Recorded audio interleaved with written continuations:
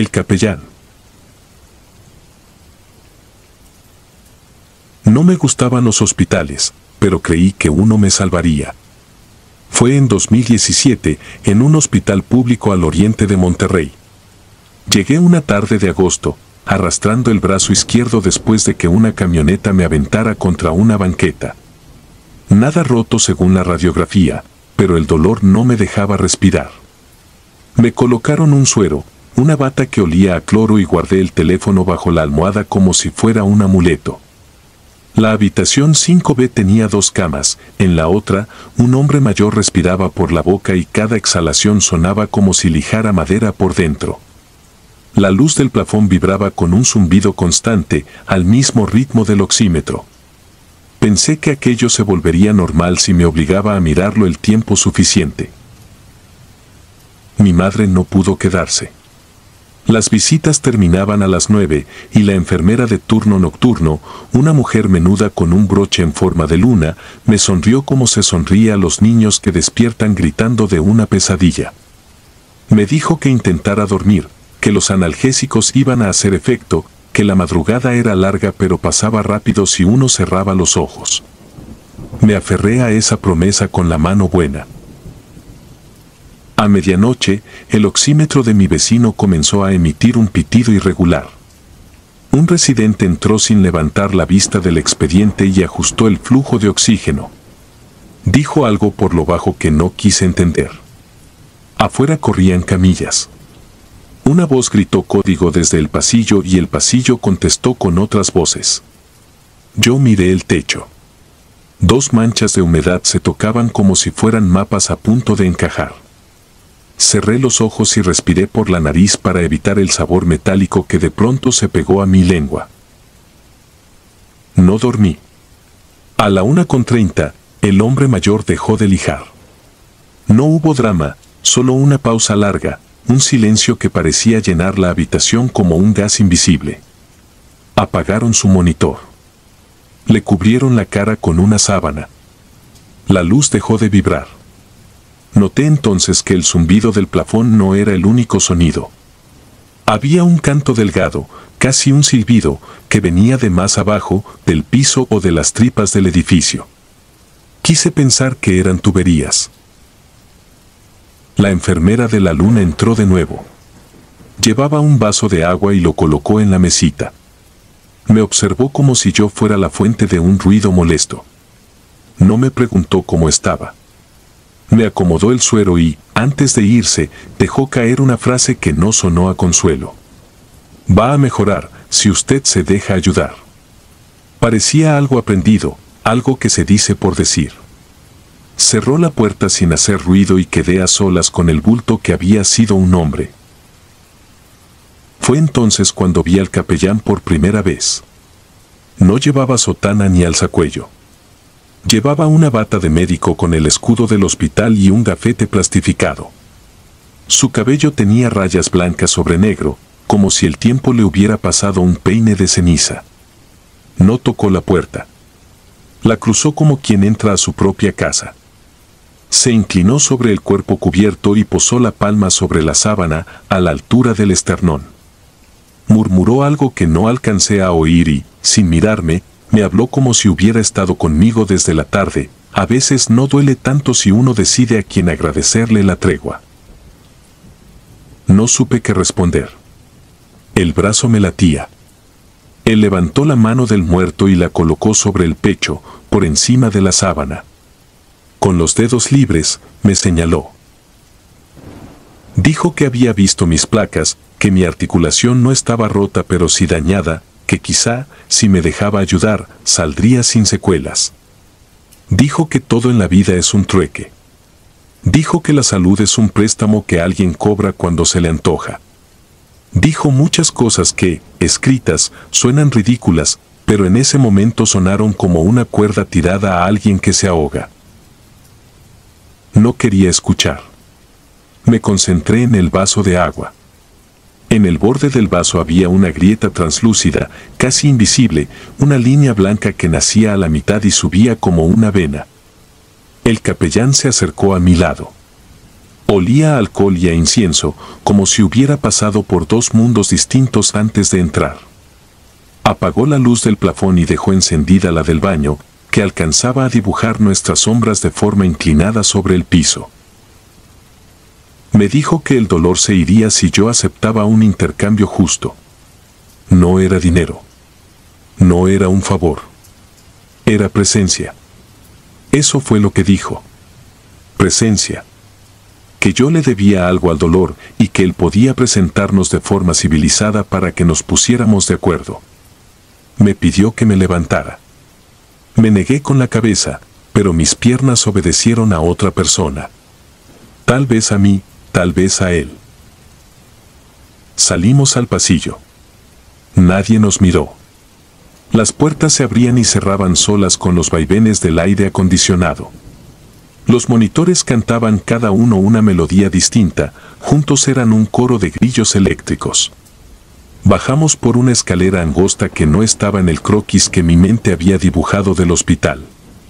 En cada descanso había un ventilador inmóvil en el techo, con polvo pegado a las aspas. Al llegar al nivel inferior, el olor cambió. Ya no era cloro. Era un aroma pastoso, mezcla de cartón mojado y flores que murieron hace 2 días.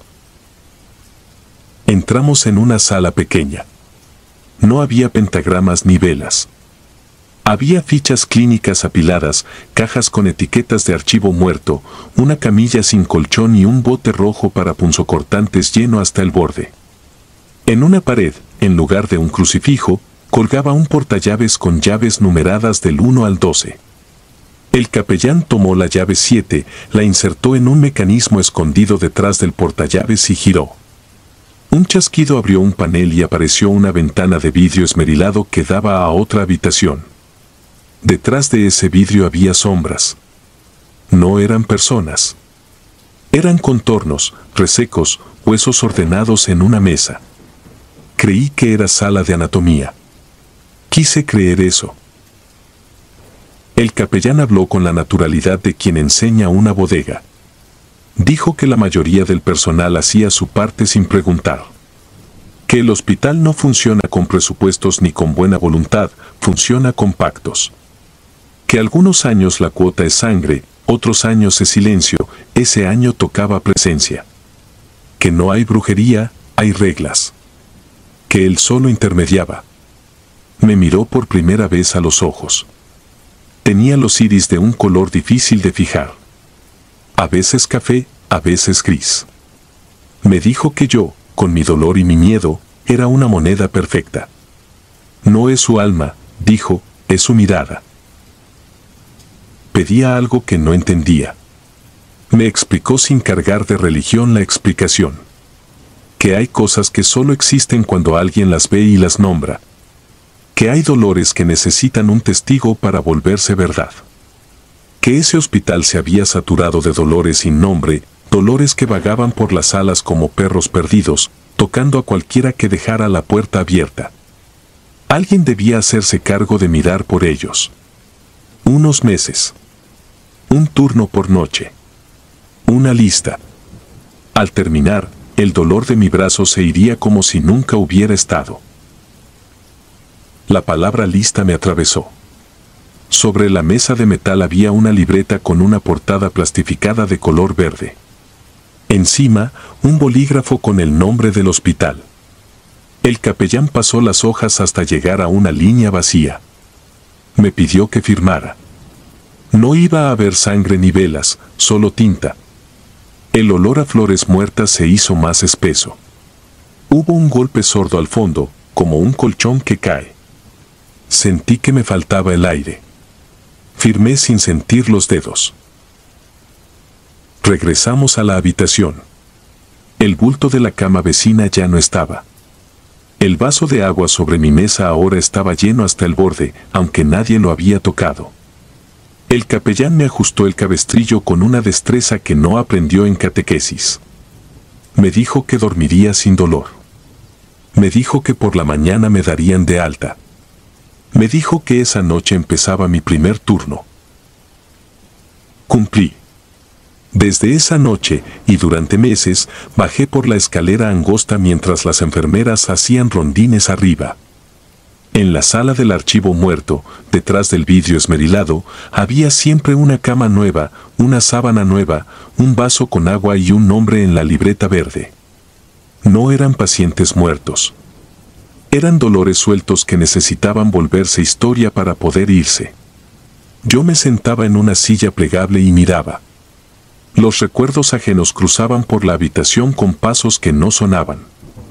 A veces eran imágenes como cintas viejas, una mujer que parió en un taxi frente a urgencias y a la que nadie abrió, un niño que aprendió a contar con las muescas de una baranda, un camillero que silbaba y no sabía que ese silbido era la última música para muchos. Yo miraba y el agua del vaso bajaba. Al final, cuando la línea en la libreta se llenaba, el aire recuperaba el olor a cloro. Cerraba la ventana y subía a mi cama para intentar un par de horas de sueño. El dolor del brazo se fue, tal como prometió. Mi firma quedó en la libreta verde entre decenas de otras firmas sin apellidos. A la tercera semana comencé a ver al capellán en los pasillos como se ve un reloj de pared. Estaba siempre allí cuando uno no lo busca. A veces lo veía en otras salas, con otros como yo, entregando bolígrafos. Nadie le decía nada.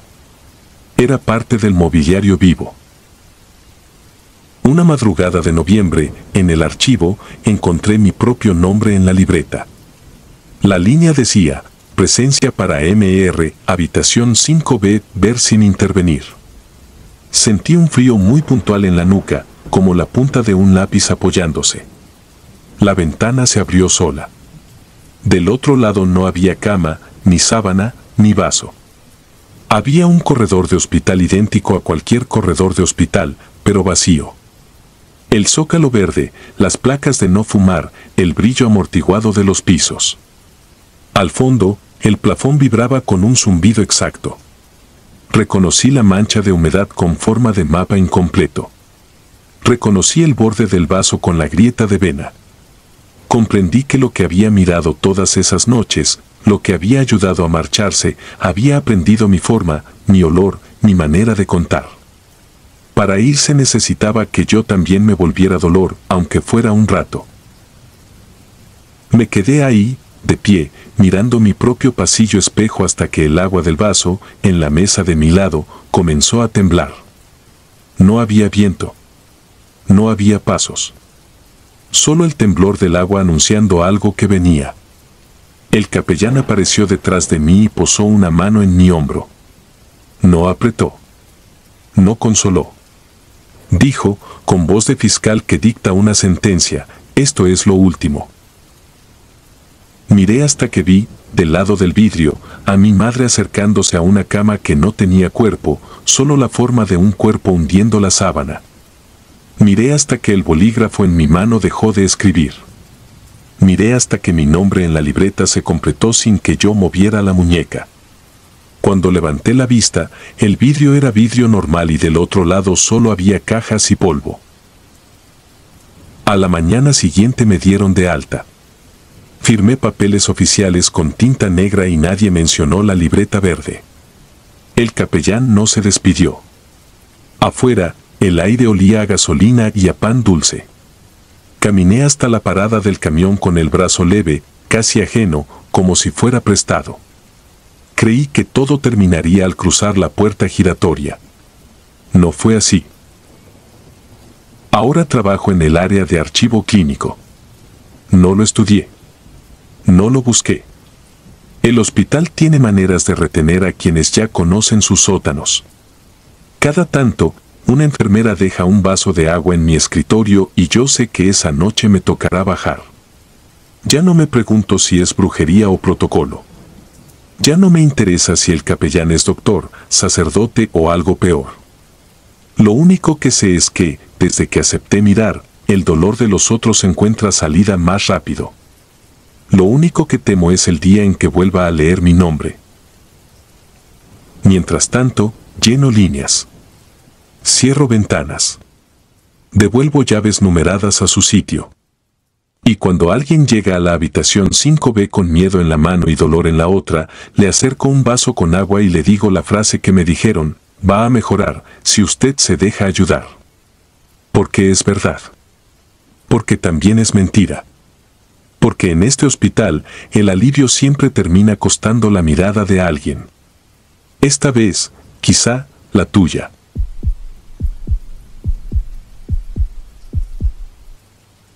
El piso maldito. Me llamo Ignacio y soy enfermero desde hace 9 años. A lo largo de mi carrera he trabajado en distintos hospitales, algunos modernos y bien equipados, otros viejos, oscuros y cargados de un ambiente que jamás se me olvidará. Pero nada de lo que viví en esos lugares se compara con lo que me ocurrió en el 2016, cuando me asignaron a un hospital público en Filadelfia, un edificio enorme y deteriorado que llevaba más de medio siglo en pie. Recuerdo perfectamente la primera vez que lo vi. Sus muros grises parecían húmedos todo el tiempo y el olor a desinfectante se mezclaba con un tufo a moho que nunca desaparecía. A simple vista no tenía nada de especial, era un hospital común y corriente. Sin embargo, desde el primer día sentí que algo en su interior me vigilaba. Me habían advertido que los turnos de noche eran pesados. Lo que no me dijeron fue que también eran diferentes. Durante mis primeros días, todo parecía normal: pacientes graves en urgencias, doctores de mal humor, el ir y venir de camillas. Pero poco a poco comencé a notar cosas que me incomodaban. Había un elevador en particular que siempre me ponía nervioso. Estaba al final del pasillo principal y era el único que conectaba con todos los pisos del edificio. En la placa metálica de los botones estaba marcado hasta el 7º nivel, pero el jefe de área me explicó que ese piso estaba clausurado desde hacía décadas. Según él, arriba no había nada más que escombros, instalaciones inservibles y paredes llenas de grietas. Me dijo que ni siquiera intentara subir, que no había necesidad. No insistí, pero algo en su manera de decirlo me hizo sospechar. No era solo una recomendación, sonaba a advertencia. La primera noche que me tocó guardia completa estaba cansado, pero atento. A eso de las 3 de la madrugada, cuando los pasillos se vuelven más silenciosos y los monitores parecen retumbar con más fuerza, escuché un sonido metálico proveniente del elevador. Pensé que alguien había bajado de algún piso, pero al revisar, no vi a nadie. Lo inquietante fue que la luz marcaba el número 7. Me quedé paralizado, viendo cómo las puertas se cerraban lentamente y el elevador descendía hasta la planta baja. Corrí a alcanzarlo, convencido de que se trataba de un error del sistema. Pero cuando se abrió, estaba vacío. A partir de esa noche todo cambió. Comencé a escuchar pasos en los pasillos superiores, justo sobre nuestras cabezas, aunque se suponía que nadie debía estar ahí. Algunos pacientes afirmaban ver sombras en las ventanas del 7º piso. Yo trataba de no creerles, pero cada vez que tenía que pasar frente a ese elevador, mi piel se erizaba. Una madrugada, mientras revisaba el área de pediatría, vi a lo lejos a una mujer con bata blanca entrar en el elevador. Me extrañó porque era tarde y no había rondas médicas en ese momento. Caminé rápido, tratando de alcanzarla, pero las puertas se cerraron antes de llegar. Observé la pantalla y mi sangre se heló, el número 7 se iluminó. Decidí subir. Tal vez alguien se había metido por curiosidad y corría peligro. Cuando las puertas se abrieron, el aire que salió de ahí me golpeó como un puñetazo helado. No había luz más que la tenue claridad que daba el mismo elevador. Frente a mí se extendía un pasillo cubierto de polvo, con puertas viejas a cada lado. El silencio era tan profundo que podía escuchar los latidos de mi corazón. Di 2 pasos fuera del elevador y el suelo crujió como si hubiera pisado huesos secos. En ese instante escuché algo, un murmullo bajo, como varias voces hablando al mismo tiempo detrás de las paredes. Me quedé inmóvil, conteniendo la respiración. Las voces aumentaban, hasta que distinguí claramente un llanto infantil, desesperado, que resonaba en todo el pasillo. El instinto me decía que corriera, pero una parte de mí estaba atrapada en esa escena, sin poder moverme. Vi entonces algo moverse al final del pasillo. Era la misma mujer que había visto entrar al ascensor, solo que ahora su cuerpo estaba inclinado, como si tuviera la espalda rota, y caminaba arrastrando un pie. Retrocedí, pero mis piernas apenas respondían. Ella levantó la cabeza y vi su rostro. No era humano. Sus ojos estaban completamente negros y su boca se abría demasiado, mostrando encías sangrantes. Emitió un grito que no parecía de este mundo. Corrí hacia el elevador, presionando el botón con desesperación. Las puertas tardaron una eternidad en cerrarse. La mujer comenzó a avanzar más rápido, arrastrando sus pies y dejando un rastro oscuro en el suelo. Justo cuando el ascensor se cerró, escuché cómo golpeaba con fuerza las puertas metálicas. Bajé temblando hasta la planta baja. Cuando salí, estaba sudando frío. Nadie me creyó. Algunos colegas dijeron que el cansancio me estaba jugando una mala pasada, otros que tal vez era un sueño. Pero yo sé lo que vi. Durante las siguientes semanas, las cosas se intensificaron. Compañeros míos comenzaron a enfermarse sin razón, con dolores de huesos y fiebres extrañas. Algunos pacientes murmuraban que la mujer del 7º piso los visitaba en la madrugada. Había noches en que las alarmas de los equipos se disparaban todas al mismo tiempo, pero al revisarlos no tenían ninguna falla. Una vez, mientras revisaba un cuarto vacío, vi a un niño sentado en la cama. Pensé que se había perdido y me acerqué. Pero cuando lo tuve frente a frente, noté que sus ojos eran idénticos a los de la mujer, completamente negros. En un parpadeo, desapareció. Esa fue la gota que derramó el vaso. Pedí mi transferencia de inmediato. No podía soportar una noche más en ese lugar. Al despedirme, uno de los médicos más viejos me tomó del brazo y me dijo en voz baja: «Hiciste lo correcto. Ese piso nunca debió abrirse». Nunca supe a qué se refería exactamente. Investigando después, descubrí que en los años 70 ese hospital había tenido una unidad psiquiátrica en el 7º piso. Hubo denuncias de abusos, muertes inexplicables y hasta experimentos ilegales con pacientes. El escándalo se apagó rápido, pero al poco tiempo clausuraron esa área para siempre. Yo no sé si lo que vi eran almas atrapadas, demonios o una mezcla de ambas cosas. Solo sé que cada vez que paso frente a un elevador y veo que marca un piso que supuestamente no existe, siento un escalofrío que me recuerda que hay lugares donde el tiempo no pasa, donde el dolor queda suspendido y donde los muertos siguen caminando. Ese hospital sigue funcionando. A veces me pregunto quién más habrá subido al 7º piso después de mí. Y sobre todo, me pregunto si algún día la mujer volverá a buscarme.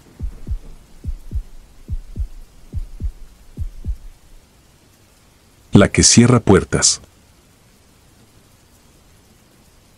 Me gradué como trabajador social en 2014 y, como muchos, entré al hospital por necesidad antes que por vocación.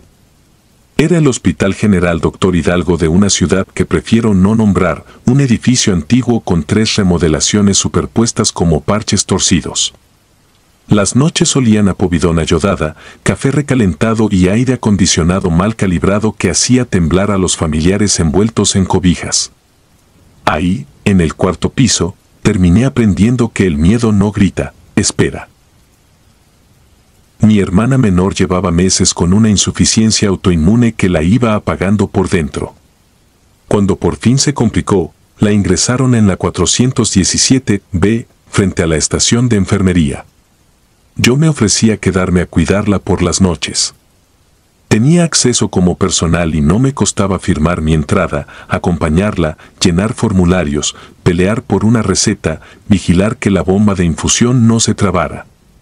La primera madrugada, la luz fría del pasillo parecía congelar hasta los nombres en los gafetes. El monitor de al lado marcaba una saturación que subía y bajaba como marea, 95, 93, 96. Cada pitido se me clavaba detrás de los ojos. Aprendí rápido los ritmos de ese piso. Las enfermeras imprimían sus rutas en silencio, los camilleros quedaban atrapados esperando elevadores que se detenían donde querían y el guardia bostezaba con la mirada fija en un televisor que nunca cambiaba de canal. A las 3 de la mañana, la máquina de refrescos escupía latas sin que nadie le metiera monedas. A las 4, en la esquina del pasillo, el dispensador de gel gritaba solo, como si alguien invisible hubiera puesto la mano. Las historias, por supuesto, rodaban con facilidad. Yo evitaba escucharlas por salud mental, pero inevitablemente se colaban, que una enfermera fallecida en obstetricia se aparecía a arrullar a los niños, que había una voz que llamaba por el apellido a pacientes que a la mañana siguiente no despertaban, que ciertas puertas se abrían o cerraban de manera selectiva, según la lista negra de alguien que no se iba. La tercera noche, mi hermana amaneció mejor. Sonrió, me pidió que no me durmiera sentado. Hicimos chistes tontos. Yo fingí normalidad. Cerca de las 2, salí a imprimir unas indicaciones en la estación. La computadora tardaba 6 minutos en abrir cualquier ventana. Mientras esperaba, escuché a mi espalda la respiración de alguien y el roce de tela. La enfermera de guardia estaba más lejos, acomodando un carro rojo. Acento antiguo en los pasos, como si el peso no tocara del todo el piso. Miré de reojo y vi la sombra de una cofia que ya nadie usa, recortada en la pared como si detrás de mí hubiera un foco que no existía. No volteé. Me forcé a terminar el trámite, regresé con mi carpeta y seguí. En la habitación 415, un niño lloraba quedito. Lo calmaba un murmullo que no era de su madre. Quise pensar que era la tele de algún cuarto. Cerré la puerta de la 417B y me quedé a leer. A las 3, el frío se puso distinto, no de clima, sino de esos que anuncian un dolor de cabeza o un llanto inesperado. Mi hermana dormía, su respiración pareja. El monitor marcaba 97. El pasillo parecía más largo de lo normal y al fondo, sobre el ventanal, el reflejo de la estación se movió sin que adentro hubiera nadie de pie. Había prometido no salir, pero el café de la sala de familiares me llamaba. Crucé, pasé junto al 419, escuché el chasquido de un dispensador. Me lavé las manos por inercia en el baño de personal.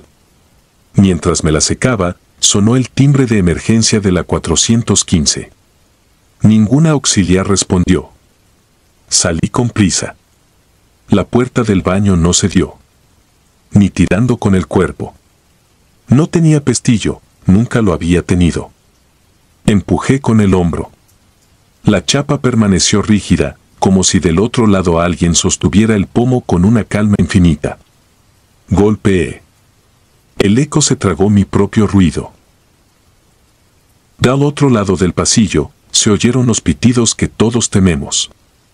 Uno agudo, luego dos, luego el sostenido que a cualquier hora pronuncia una sentencia. Intenté meterte lógica, una cuña mal puesta, una dilatación térmica, una broma pesada. Respiré.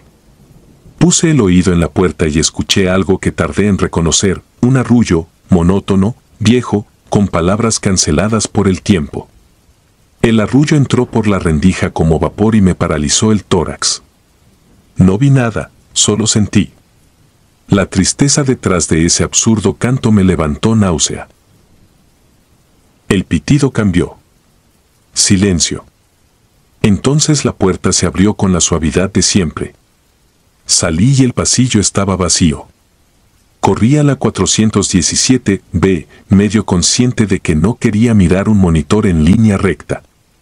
En la cama, mi hermana aún dormía. Su monitor estaba en 98. Le toqué la frente. Tibia. Le hablé. Movió la mano. Todo normal. Tragué saliva. Podía convencerme de que la alarma había sido otro cuarto. Aún así, salí a la estación. La enfermera revisaba un expediente en el 415. Le pregunté si había todo bien. Levantó la vista con una expresión que ya he visto en gente que carga con demasiados turnos, la mueca que no es miedo ni cansancio, sino resignación. Asintió sin hablar. A la mañana siguiente supe que el niño del 415 amaneció sin pulso a las 3:12. Causa: paro respiratorio. La saturación la noche anterior había sido perfecta. No quise indagar.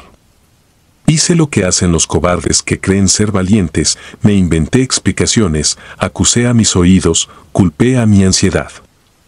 Esa tarde, durante el pase médico, escuché un apellido que no me pertenecía. Lo dijo alguien detrás de mí, con tono de lista. No sonó en mi oído, sonó dentro. Repetí para mis adentros que estaba cansado. Dejé el celular grabando sobre la mesa por si quien fuera se atrevía a poner voz en el aire. No quedó nada, solo el golpeteo del clima. La quinta noche tuve que firmar un consentimiento para aumentar dosis de inmunosupresores. El médico habló de beneficios, de riesgos, de porcentajes. Mientras él explicaba, yo contaba las baldosas rotas, los pasos erráticos de la camilla del fondo, el ventilador que no servía desde agosto porque nadie cambió una pieza. Al anochecer, la estación de enfermería se quedó solo con una persona. El elevador pitaba y no llegaba. Un auxiliar se quejó de un frío que le subía por los tobillos. La 420 pidió una cobija extra. Todo normal en la lista de anormalidades. Al baño regresé por rutina, no por necesidad. Algo en mí quería confirmar que lo de aquella madrugada había sido una gripe de conciencia. Me miré al espejo. Siempre me ha parecido que los espejos de hospital no devuelven a uno, devuelven al que debería estar. Me eché agua, escuché el metal del pomo. Lo toqué. Móvil. Abrí un poco. El pasillo brilló bajo la luz azulada de la madrugada y, al fondo, vi una figura blanca cruzar de un cuarto a otro sin ruido, sin peso, con la cofia de otro tiempo, el paso de quien trabaja por inercia y tristeza. Cerré. Respiré. Abrí de golpe para demostrarme que no había nadie.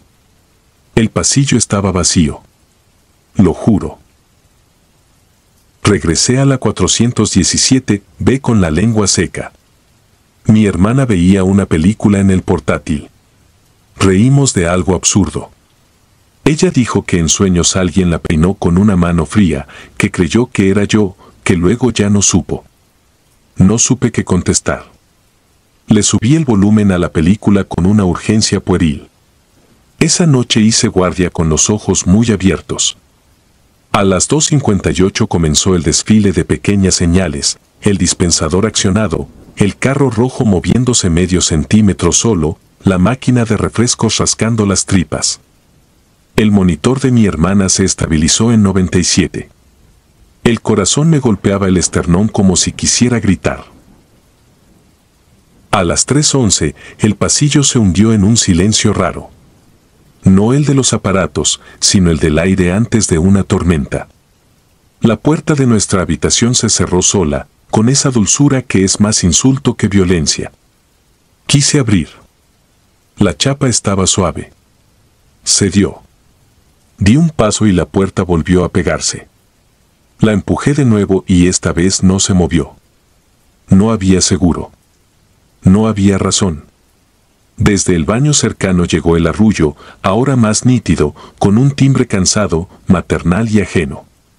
Acerqué el oído a la madera, esperando escuchar pasos, pero lo que oí fue el desgarro de una persona que canta para no llorar. El monitor de mi hermana subió a 99. Luego 98. Luego 100, lo cual no tenía sentido. Me acerqué a su cama y vi, por el rabillo del ojo, que la sábana se alisaba sola en la esquina, como si unas manos invisibles estuvieran cuidando el pliegue. Le tomé la mano. Fría. Murmuré su nombre sin decirlo en voz alta. Ella abrió los ojos y preguntó con la mirada algo que no pude traducir. La bomba de infusión emitió un pitido breve y volvió a callar. La puerta seguía sin ceder. Escuché, como quien oye una orden en sueño, mi apellido. Detrás, muy cerca, dicho con una amabilidad que duele.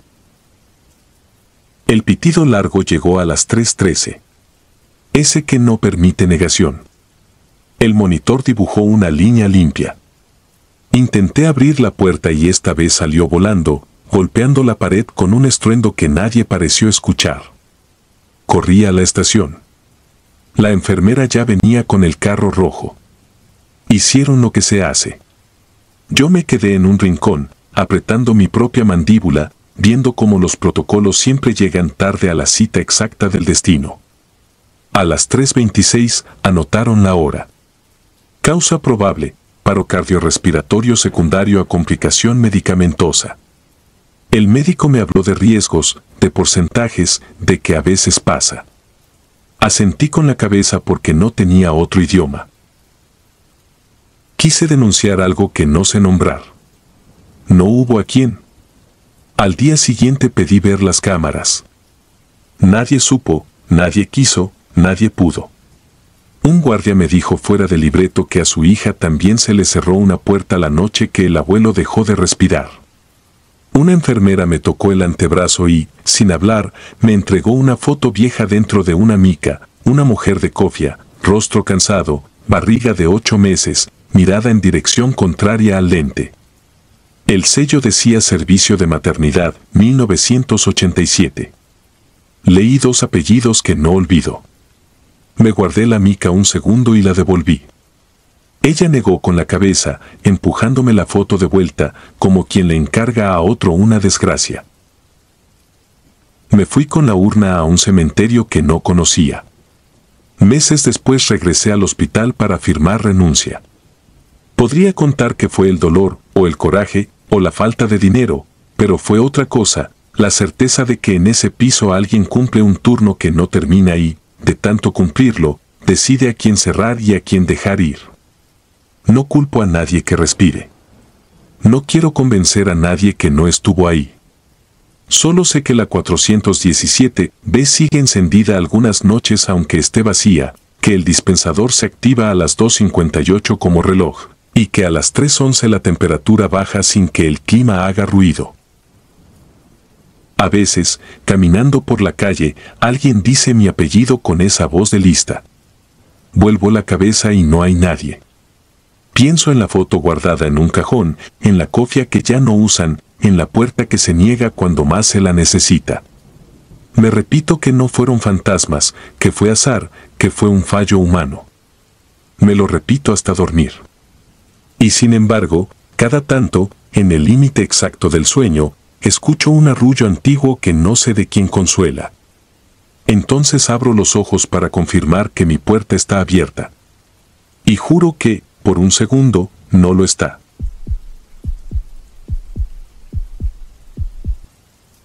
La ronda de las 3:33. Entré a trabajar en el Hospital General San Miguel en 2012, recién egresado, con la bata todavía tiesa por el almidón y las manos temblando no por la cafeína sino por la idea de que, a partir de ese día, lo que hiciera o dejara de hacer podía empujar a alguien hacia un lado u otro de la vida. Me asignaron piso de medicina interna, segundo turno al principio, y después, como a todos, me tocó cubrir noches. Aprendí rápido a distinguir alarmas con los ojos cerrados, la del monitor que se queja por una bradicardia, el pitido fino del saturómetro cuando el dedo está frío y miente, el ladrido breve de la bomba de infusión pidiendo purga. Aprendí a leer las bitácoras manchadas con clorhexidina, a mover un carro rojo sin chocar con los botes amarillos, a cambiar una sonda Foley a oscuras con una lámpara de frente que hacía parecer cada procedimiento una escena submarina. Las primeras semanas fueron iguales a cualquier rutina en hospital, reportes de cama apurados, órdenes que bajaban de voz de médico con letra impronunciable, familiares con la mirada clavada en el suero buscando respuestas en gotas. Nada extraordinario. O mejor dicho, nada que no se pudiera explicar. Hasta que empecé a escuchar el altavoz de la madrugada llamando nombres que no estaban en el rol, citando exámenes que nadie había pedido, convocando una visita inexistente. Al principio supuse fallas del sistema, interferencias viejas. En un edificio con décadas encima, el cableado siempre guarda su propio calendario.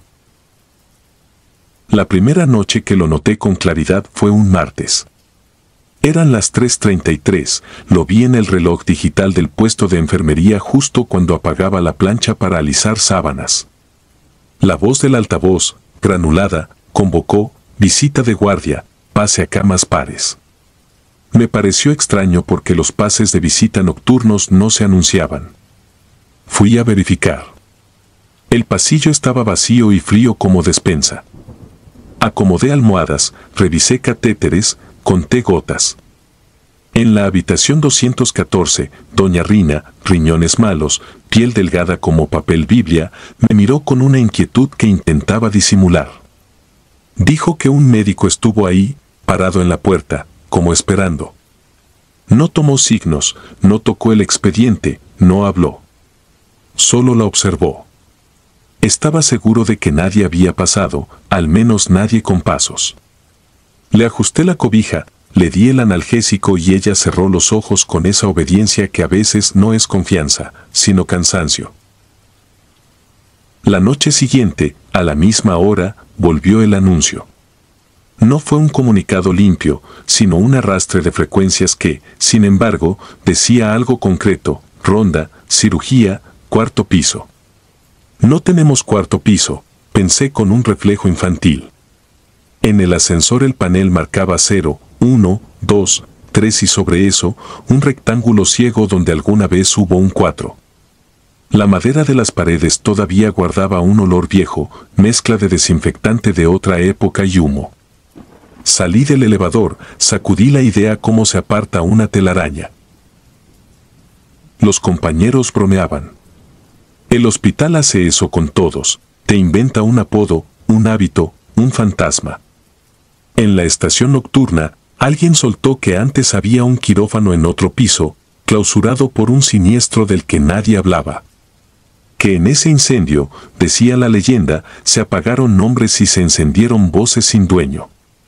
No quise preguntar más para no regalarle espacio a la sugestión. Pero el rumor empezó a enredarse con lo que escuchaba.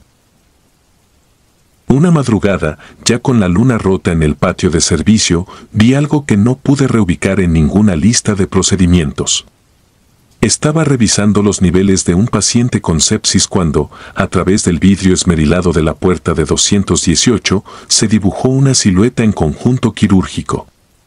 No tenía el azul actual ni el verde gastado de urgencias, era un color difícil, entre gris y marino, como tela de uniforme antiguo. Se quedó quieta en el umbral, con las manos recogidas al frente, el cuello almidonado, el brillo de un estetoscopio que no sonaba. Di 2 pasos, abrí, y la habitación estaba vacía salvo por el paciente roncando y la bomba marcando su cuenta de siempre. En el pasillo, la corriente de aire tardío dejó vibrando el letrero de silencio. Fue una sensación física, no un susto de película, un descenso de temperatura en un tramo específico de corredor, un cambio en el olor, menos cloro, más éter, como si el tiempo hubiera escurrido en el piso, una conciencia abrupta de mi propia respiración bajo el cubrebocas. A las 3:33, la ronda volvió a anunciarse. No quise comentar nada, pero otros empezaron a hacerlo sin que yo preguntara. Un camillero dijo que en el hueco del elevador se había escuchado un choque de instrumentos. Una interna aseguró que un expediente se movió solo 3 sillas a la derecha. La jefa de piso se rió, dijo que el insomnio se nos estaba trepando a la cabeza. Nadie lo tomaba en serio a la luz del día, nadie quería hablarlo con la luz apagada. Con el tiempo, la ronda se volvió parte del paisaje. Como una grieta que uno empapela, ahí estaba. Había noches en que el altavoz no decía nada y uno dormía con el ruido doméstico de los monitores, había otras en que murmuraba palabras sueltas, apellidos que no figuraban en listas actuales, procedimientos que ya no se usaban, nombres de anestésicos retirados. Empecé a tomar notas mentales. Una vez, la voz dijo Valdivia, valoración preoperatoria. Nadie en el staff se llamaba Valdivia. Revisé cuadros de honor olvidados en los pasillos. En una fotografía amarilla, abajo a la derecha, aparecía Dr. Valdivia, jefe de Sala C, 1987. Sala C no existía en ningún plano que yo conociera. El episodio que me quebró la idea de accidente eléctrico ocurrió una guardia de viernes. Teníamos el hospital lleno y la ciudad parecía haber decidido enfermarse al mismo tiempo. A esa hora de lodo donde despierta el miedo y se agota el café, la 214, doña Rina, comenzó con una disnea que no respondía a lo habitual. Llamé al médico, preparé fármacos, ajusté la mascarilla de reservorio. La saturación bajaba como plomo. La voz del altavoz susurró su insistencia, ronda.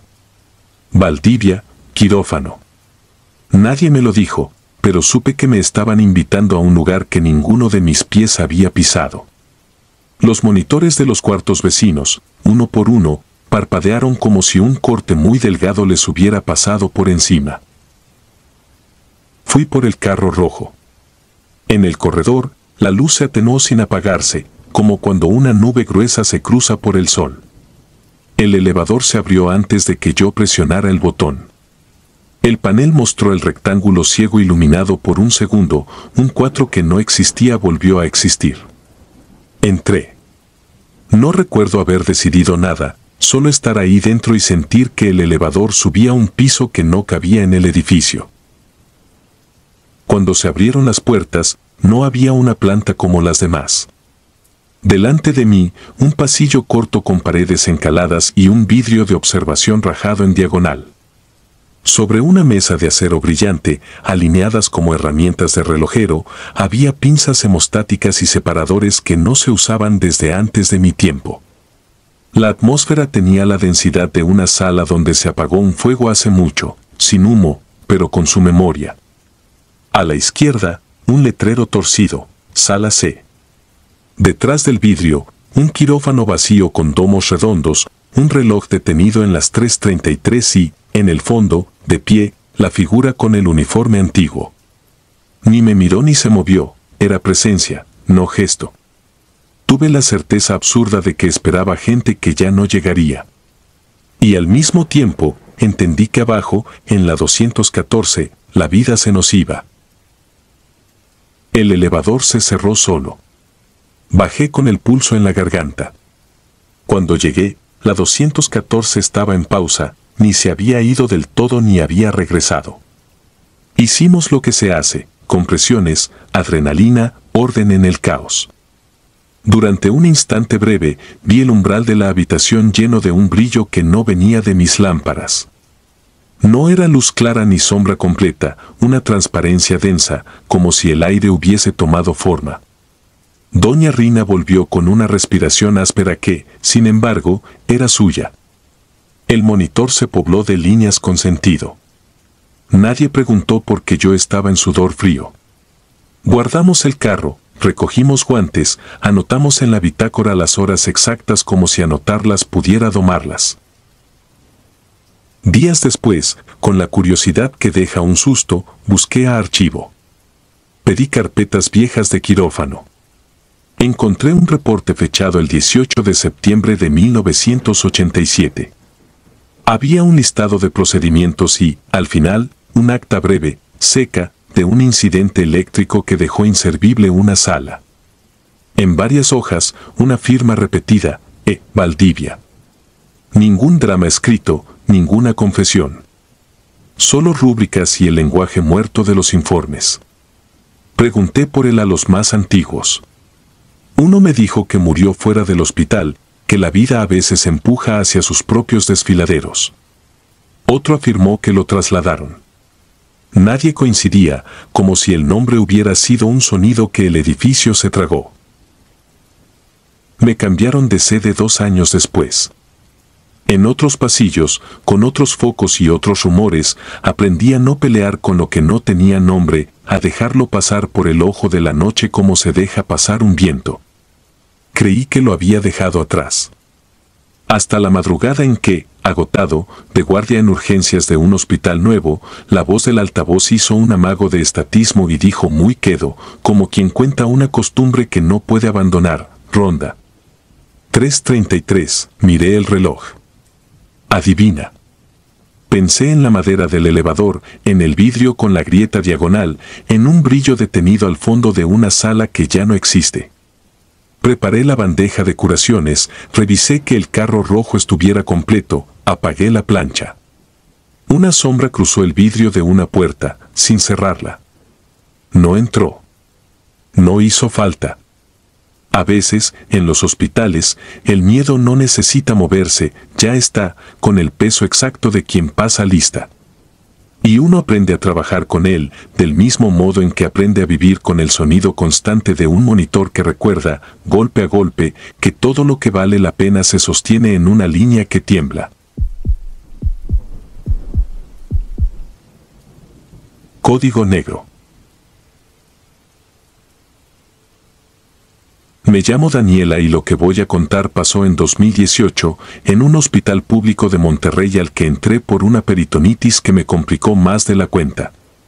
Habían sido días de fiebre, sueros y pasillos interminables con olor a cloro y sopa recalentada.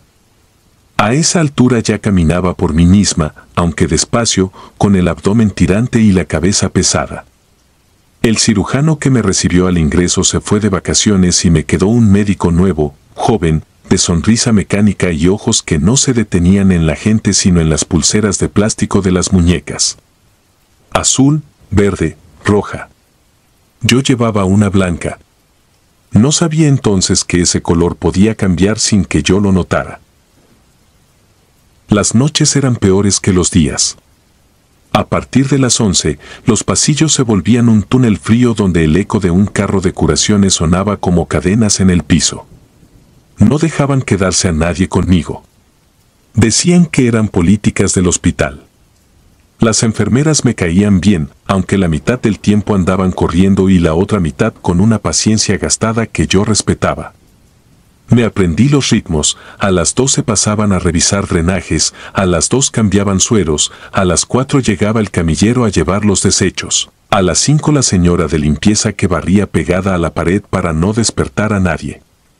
Con el cuerpo adolorido uno también aprende relojes ajenos. La tercera noche con el médico nuevo, los monitores del pasillo empezaron a dar picos de alarma. No era mi habitación, sino 2 puertas más allá. Me mantuve quieta, mirando el techo, sintiendo el roce del vendaje contra la piel. A la media hora llegó el médico, revisó mis signos y dejó una nota en una hoja amarilla que guardó en su bata. Se detenía a mirarme un segundo más del necesario, como si buscara una grieta. Me preguntó si había tenido mareos. Le dije que no. Alzó la mirada hacia la lámpara y me dijo que iban a cambiarme de sala por la mañana, que era mejor para mi recuperación. Asentí con esa docilidad que se aprende en un hospital, donde el cuerpo ya no es de uno y cada movimiento depende de otras manos. Me dormí tarde. El dolor bajó a punta de analgésicos y me quedé escuchando la ciudad apagarse detrás de esos muros de pintura lavada. A las 2:20 me despertó un sonido que no era del hospital. Era una vibración breve, como el zumbido de un teléfono en modo silencio. Venía de la camilla de al lado, que supuestamente estaba vacía. Me incorporé lo que pude, aparté la cortina. Sobre la almohada había una pulsera roja con mi nombre mal escrito. No era mía. Yo llevaba la blanca, sellada con la grapa de plástico desde el ingreso. La roja tenía una palabra impresa: nefro. En ese momento no supe leer la advertencia. Guardé esa pulsera entre la sábana y el colchón y volví a mi cama, pero el sueño ya no vino. A las 3 en punto, se fue la luz. No fue cortesía de generador. Fue un apagón que dejó al hospital en un susurro de baterías y sombras. En el pasillo se escucharon pasos. Una linterna cortó el marco de la puerta. Alguien la empujó con el pie. No vi la cara. Un murmullo ordenó que nos quedáramos quietas. Nadie contestó. La linterna siguió de largo. El generador arrancó a los 5 minutos con un rugido tímido. Un parpadeo regresó a la lámpara de la habitación. Al abrir los ojos encontré un detalle más, ya no tenía puesta la pulsera blanca. En su lugar había una verde. Traslado, pensé. O eso quise pensar. Me ardió la muñeca, como si la piel hubiera reconocido primero que yo el error. Busqué la roja donde la había escondido. Seguía ahí. Verde en la muñeca, roja en la almohada, blanca desaparecida. 3 destinos en un cuerpo que todavía no terminaba de ser mío. A las 3:20 entró el médico nuevo. Traía otra linterna y una sonrisa suave que no tocaba los ojos.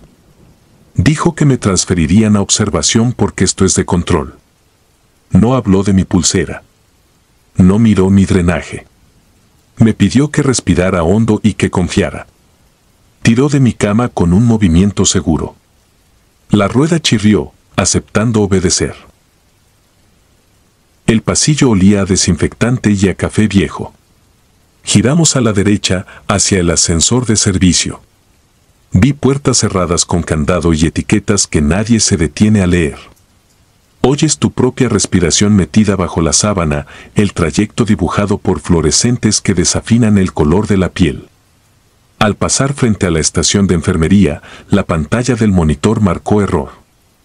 El médico no detuvo el paso. En el ascensor no cabía el silencio. Detrás de la linterna escuché metal contra metal, 2 voces bajas, un carrito que no podía ser de curaciones porque traía bolsas negras con cinta plateada. Borré esa imagen. Me dije que eran residuos hospitalarios.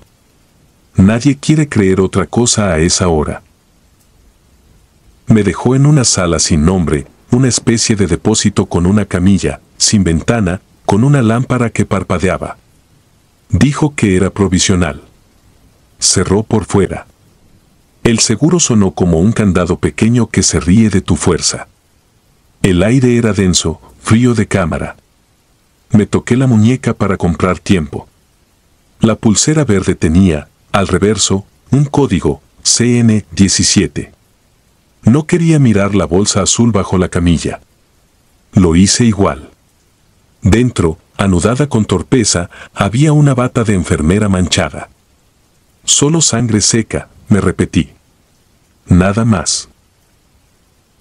El miedo racional es un animal que respira lento. Te pide inventario de lo que tienes. Tenía una bata, una vía canalizada, un drenaje bien suturado, una cinta adhesiva, una bolsa azul, una pulsera roja escondida y la verde que me habían puesto. Tenía, además, un dolor soportable y la certeza de que nadie sabía dónde estaba. Mi madre había prometido volver a primera hora con pan dulce y un jugo de manzana. No la dejarían entrar antes de las 7. Eran las 3:40. Supe que no iba a dormir, así que conté los segundos entre parpadeos de la lámpara hasta que perdí la cuenta. De la pared contigua llegaron sonidos finos, casi respiraciones. Me acerqué, con el drenaje tirando del abdomen, pegando el oído a la pintura helada. Reconocí el tic-tac de un reloj viejo y un sollozo ahogado. No era de bebé ni de hombre. Era de mujer. Pensé en gritar, pero un recuerdo ajeno me cerró la garganta. Gritar solo enseña el camino. Lo había leído en algún lado y no quise comprobarlo. A las 4:10, la puerta se abrió sin ruido. Entró una mujer de cabello recogido, sin cofia ni identificación. Me miró como se mira una caja frágil. Traía una hoja en la mano. La linterna la golpeó de abajo hacia arriba y vi que la hoja no era mía. Decía otro nombre y otra edad. Hizo una marca con plumón sobre el código de mi pulsera. CN17 se convirtió en CN13. Me tomó el pulso, no para cuidarme, sino para contarme. Dijo, sin decir, que el pulso obedecía. Salió sin cerrar con llave. La pared devolvió ahora respiraciones más cerca. El reloj detrás del muro volvió a marcar segundos con precisión cruel. El miedo se volvió funcional. Arranqué la pulsera verde con los dientes. Me costó 2 intentos y un ardor que me subió hasta el codo. Me puse la roja. No sabía si cambiaba algo, pero llevaba mi nombre. Me parecía un ancla en medio de la noche. Seguí el cable de la lámpara hasta el techo. No podía trepar. Seguí la línea de la pared con los dedos hasta encontrar una rendija junto al zócalo. El olor era más fuerte ahí, mezcla de cloro y residuos. Metí la mano con cuidado. Toqué metal. Era un tubo que vibraba apenas. Lo jalé. No cedió.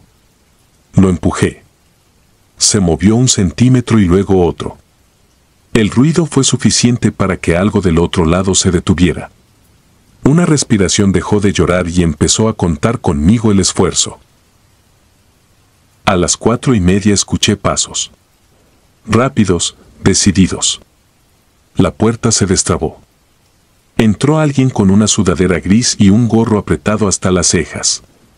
Era el chico que había visto en la sala de espera 2 tardes seguidas, el que siempre preguntaba por la de la cama 13.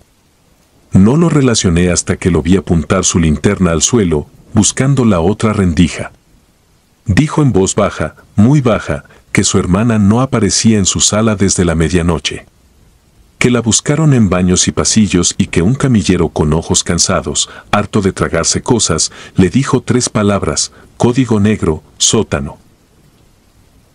No tuve tiempo de preguntar nada. Forzó la cerradura con una barra corta que llevaba envuelta en tela. 10 golpes precisos. 2 minutos y la puerta cedió. Afuera, un corredor más estrecho, al final una reja y detrás de la reja una escalera que subía a un punto sin letrero. Dijo que la hermana estaba en la habitación de al lado, que no podía abrirla solo. Le pasé la barra. Dio 12 golpes más y la otra puerta se abrió como una boca que exhala. Salió una muchacha pálida, en calcetas, con el cabello pegado al cráneo por el sudor. Tenía la pulsera blanca arrancada y una marca morada en la muñeca. La abracé sin pensar, no para consolarla, sino para comprobar que estaba viva. No buscamos héroes. Buscamos salidas. Llegamos a la reja. El chico sacó de su bolsillo una llave pequeña y un miedo viejo. La llave tembló en el candado, pero encajó. Apertura torpe, metal contra metal, un chirrido que me pareció un aullido. Subimos la escalera.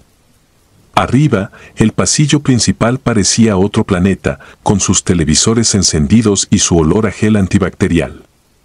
Caminamos pegados a la pared, con la cabeza baja, como si el peligro fuera un halcón. En la estación de enfermería había una mujer mayor, de trenzas apretadas y ojos que habían visto más de lo que querían. Nos miró, miró nuestras muñecas, miró el sudor y el terror. Dijo que bajáramos la vista y siguiéramos derecho hasta la salida de emergencias. Que no preguntáramos nada. Que no volteáramos si escuchábamos nuestro nombre. Lo dijo sin mover los labios, como si llevara años diciendo lo mismo. Al llegar a la puerta de emergencias, los guardias discutían con un camillero por una camilla que no aparecía en los registros. Ese caos pequeño nos cubrió como una manta. Salimos al aire de la madrugada, denso de camiones de basura y pan horneándose a unas cuadras. Llamamos a la policía desde el teléfono del chico. Vinieron con su prisa de burocracia y su cansancio de casos peores. Entraron. Encontraron una sala sin nombre, 2 pulseras en el piso y una hoja con listas de iniciales. Arrestaron al médico nuevo a las 6:10, cuando llegaba con un café de máquina y un gesto estudiado de lunes. Nunca habló. No fue necesario. Había demasiadas cosas que no supo esconder. No sé si hubo fantasmas esa noche. Tal vez los hubo, pegados a las paredes, empujando puertas cuando la barra no bastaba, soplando aire cuando la respiración falla. A mí me enseñaron otra cosa, que el miedo más puro no es un susurro en el pasillo ni una sombra detrás de una cortina. Es un rostro humano que aprende a sonreír mientras decide a quién le cambia la pulsera. Desde entonces, cada vez que huelo cloro y café viejo, recuerdo las letras impresas en el plástico verde, el código torpe, el candado riéndose. Y repito en silencio una promesa sin dioses: nunca más de noche en un hospital sin ojos que me cuiden, nunca más una pulsera que no sea la mía, nunca más confiar en una sonrisa que no mira a la gente, sino a sus muñecas. Los espectros pueden helarte la sangre, robarte el sueño, susurrarte cosas que no quieres recordar.